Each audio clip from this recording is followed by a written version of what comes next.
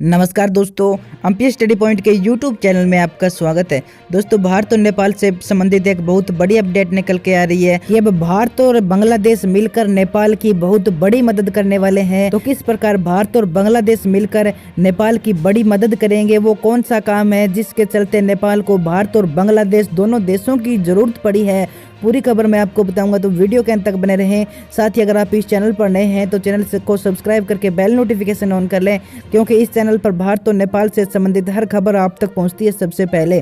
तो चलिए शुरू करते हैं आज का वीडियो। तो दोस्तों, नेपाल के सामने इन दिनों रासायनिक उर्वरक की बहुत समस्या आ रही है, यानी नेपाल में रासायनिक उर्वरक की बहुत ही कमी है और इस समस्या से नेपाल है वो काफी दिनों से जूझ रहा है। और नेपाल को इस काम में भारत ने बहुत बड़ी मदद की है, क्योंकि भारत ने बांग्लादेश से उर्वरक मंगवाने के लिए नेपाल को भारतीय क्षेत्र का इस्तेमाल करने की अनुमति दे दी है। जी हाँ दोस्तों, अब बांग्लादेश से भारत होते हुए सीधा उर्वरक नेपाल पहुंचेगा और भारत ने इस काम के लिए अपनी जो जमीन है, अपना जो रास्ता है, उसका इस्तेमाल करने के लिए नेपाल को सहमति दे दी है। और दोस्तों, कुछ ही समय बाद 27,000 मीट्रिक टन उर्वरक की आपूर्ति है वो बांग्लादेश से सीधे नेपाल को होनी है और यह उर्वरक रोहनपुर सिंगाबाद रेल मार्ग से होते हुए नेपाल पहुंचेगा।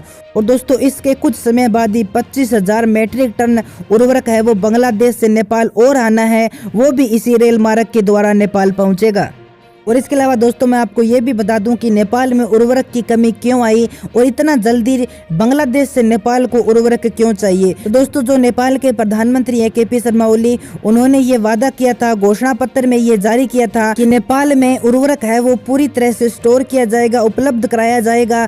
लेकिन जो के.पी. शर्मा ओली की ये घोषणा थी वो बिल्कुल खोखली निकली, वो अपने वादे को पूरा नहीं कर सके और इसके चलते नेपाल में उर्वरक की कमी आ गई। और जो नेपाल है वो एक कृषि प्रधान देश है, उसकी जो अर्थव्यवस्था है वो पूरी तरह से कृषि पर टिकी हुई है और बिना उर्वरक के नेपाल का जो कृषि है उसकी उत्पादन क्षमता बिल्कुल कमजोर पड़ गई है, जिसके चलते इसका जो असर है वो सीधा नेपाल की अर्थव्यवस्था पर पड़ रहा है। और इसी के चलते अब नेपाल को उर्वरक की सख्त जरूरत है, वो भी जितना जल्दी हो सके।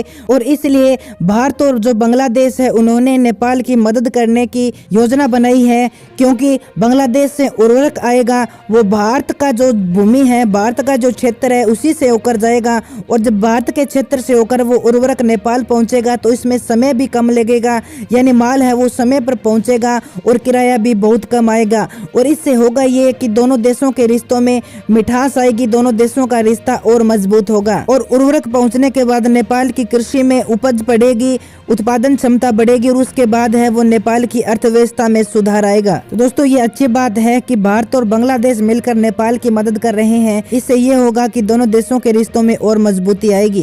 तो दोस्तों, आज की वीडियो में इतना ही। अगर ये वीडियो आपको पसंद आए तो अपने दोस्तों के पास शेयर जरूर कीजिएगा और चैनल पर नए हैं तो चैनल को सब्सक्राइब करके बेल नोटिफिकेशन ऑन कर लें, ताकि भारत और नेपाल से संबंधित हर खबर आप तक पहुंच के सबसे पहले।